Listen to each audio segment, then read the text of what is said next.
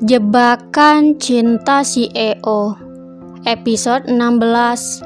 Berapa banyak Wolf membayarmu? Penulis Via Raya. Diam atau aku akan mengecup bibirmu, ancam Wolf. Mengetahui ada seseorang yang sedang menguping di depan pintu membuatnya begitu penasaran. Kira-kira seperti apa reaksi seseorang itu ketika melihat adegan di mana ia dan Yuriko saling mengatupkan bibirnya. Bagaimana bisa aku diam kalau kau? Belum sempat menyelesaikan kalimatnya, Wolf sudah membungkam bibir Yuriko menggunakan bibirnya. Sontak, Yuriko membeku dengan manik mata terbelalak. Sudah kubilang untuk diam, Yuri. Batin Wolf tersenyum menyeringai. Sepersekian detik kemudian, ia menutup matanya dan membiarkan bibirnya tetap menyatu. Padahal ia ingin sekali melumat bibir tipis itu, tetapi takut sang empu akan marah. Suara gebrakan pintu terbuka dengan keras membuat Yuriko tersentak kaget.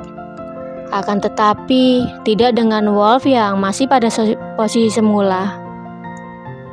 Maaf, kalian boleh lanjutkan apa yang sedang kalian lakukan, ujar seorang wanita. Wolf menjauhkan kepalanya sambil tersenyum sinis. Ia melihat sosok wanita yang sangat-sangat ia kenali. Ternyata wanita itu adalah Cassiopeia, sang kakak. Bagaimana bisa? Beraninya kau menggangguku, Cassie? Wolf bersikap seolah ia tidak terima, padahal ia sangat berterima kasih karena ulah sang kakak ia bisa mengecup Yuriko dengan mudah. Tentu saja bisa. Kalian bahkan bisa melakukan lebih dari itu. Suara Cassiopeia terdengar gelagapan. Ia benar-benar merasa tidak enak telah mengganggu momen sang adik bersama istrinya. Kalau begitu, aku pergi dulu. Lanjut wanita itu bergegas menutup pintu dan pergi. Setelah memastikan sang kakak pergi, Wolf bergegas menjauhkan tubuhnya. Ketika ia bergerak, handuk putih yang meliliit di pinggangnya terlepas. Merasa ada sesuatu yang menimpa kakinya, Yuriko bergegas menunduk dan melihat sesuatu yang tidak seharusnya. Astaga! Yuriko lekas mengangkat pandangan dan memutar bola matanya salah tingkah. Pak Wolf, tadi itu siapa? Dia Cassie, kakakku. Kenapa? Sahut Wolf belum sadar. Oh, kalau begitu tolong ambil handuk dan lilitkan kembali di pinggangmu. Dengan pandangan yang tidak fokus, Yuriko menunjuk ke bawah. Apa? Terkejut Wolf. Pria itu lekas menunduk dan melihat roketnya yang siap diluncurkan. Ia melirik Yuriko sekilas yang sedang membuang pandangan. Kemudian lekas membungkuk dan meraih handuk itu, melilitkannya ke pinggang dengan tergesa. Oh, aku sudah memakainya lagi, kata Wolf datar. Iya, balas Yuriko terbatas sambil mengedip-ngedipkan matanya canggung. Kalau begitu, aku ke ruang ganti dulu.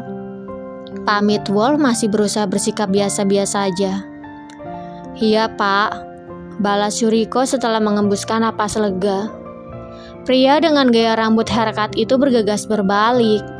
Melangkah dengan susah payah memikirkan Yuriko telah melihat aset berharganya. Sementara Yuriko, ia melihat keanehan pada sikap suami kontraknya. Ia berpikir sejenak sebelum akhirnya mengatakan sesuatu. Pak Wolf, tenang saja. Saya tidak melihat apa-apa kok. Bohong Yuriko agar Wolf merasa lebih baik. Bagaimana bisa kau tidak melihat sedangkan kau yang memberitahuku kalau handukku yang terlepas? Wolf menoleh dan berkata dengan raut muram. Aku serius, Pak Wolf. Aku sungguh-sungguh tidak melihat.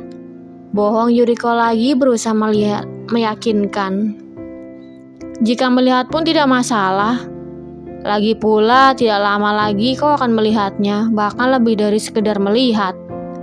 Lirih Wolf melangkah maju sambil menggeleng pelan. Memang benar, saat ini mungkin Yuriko tidak memiliki perasaan apapun terhadap Wolf. Akan tetapi, Wolf berkeyakinan bahwa tidak lama lagi ia akan membuat Yuriko jatuh cinta padanya. Namun tetap saja, meski ia berkata seperti itu, tetapi setelah sampai di ruang ganti ia merutuki kebodohannya. Sial, kenapa bisa aku tidak sadar sih? Harusnya aku yang lebih dulu menyadari, bukannya Yuri. Wolf mengumpat sambil menyadarkan tubuhnya pada daun pintu. Sudahlah.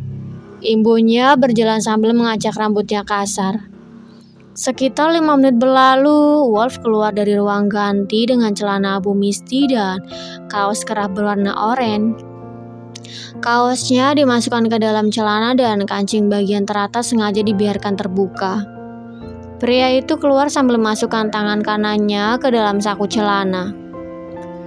Apa kau sudah siap? Aku yakin papa sudah ada di rumah bersama mama dan juga Cassie. Tanya Wolf. Ya, aku sudah siap, sahut Yuriko setelah mengembuskan napas panjang. Meski sebenarnya ia belum siap, tetapi ia tetap harus siap karena apapun itu ia tidak bisa menghindar. Bagus, sekarang kita turun. Wolf melingkarkan tangannya di pinggang meminta agar Yuriko bergegas mengalungkan lengannya di sana. Melihat hal itu, sontak Yuriko beranjak berdiri dan mendekat. Mengalungkan lengannya pada lengan Wolf dengan tubuh bergetar. Walau bagaimanapun, tubuhnya tidak bisa berbohong kalau ia belum siap bertemu dengan ayah suami kontraknya. Tidak apa-apa, ada aku di sisimu. Kau bisa menjawab apapun pertanyaan yang papa lontarkan sesuai kata hatimu, kata Wolf menenangkan. Kalau aku salah bicara bagaimana? Tanya Yuriko takut-takut. Tenang saja, aku tidak akan marah. Apapun yang terjadi nanti, aku akan berusaha menyelesaikan semuanya. Balas Wolf mengulas senyum lembut. Ia mengusap kepala Yuriko dan mengecupnya perlahan. Meski terkejut, tetapi Yuriko tidak menolak padahal bukan di depan kedua orang tua Wolf. Ia merasa apa yang pria itu lakukan cukup membantunya merasa lebih tenang dan tidak ada perasaan kesal atau apapun atas apa yang telah Wolf lakukan. Hayo, ajak Wolf. Sepasang pria dan wanita itu melangkah keluar kamar dan berjalan menuruni anak tangga. Mereka tidak menangkap sosok satupun di ruang tamu. Akhirnya mereka langsung menuju ruang makan. Belum lama sampai di sana, mereka mendengar sesuatu dari arah ruang makan. Sepertinya mama dan papa akan segera memiliki cucu. Terdengar suara renyah Cassiopeia. Maksudmu? Tanya seorang pria yang diketahui adalah Antariksa, ayah Wolf. Tadi itu Cassie memergoki Wolf dan istrinya sedang... Cassiopeia memberi isyarat mengerucutkan kedua jemarinya dan menyatukannya. Bagaimana bisa mama dan papa akan segera memiliki cucu kalau kau saja mengganggu malam pertama kami?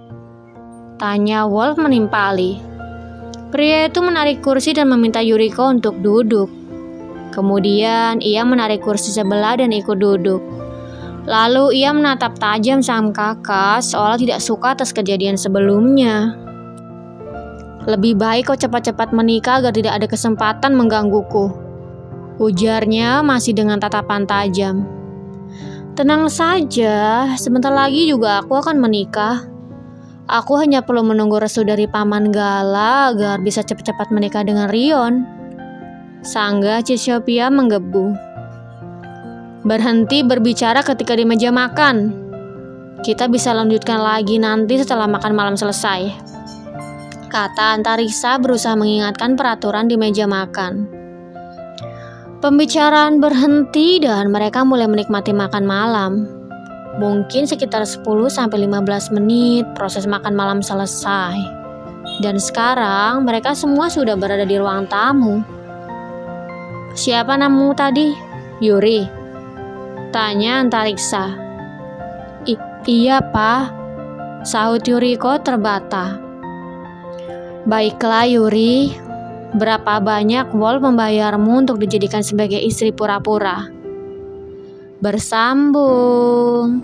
Jangan lupa untuk like, komen, share, subscribe, dan tekan tombol lonceng untuk mendapatkan notifikasi episode selanjutnya. Terima kasih.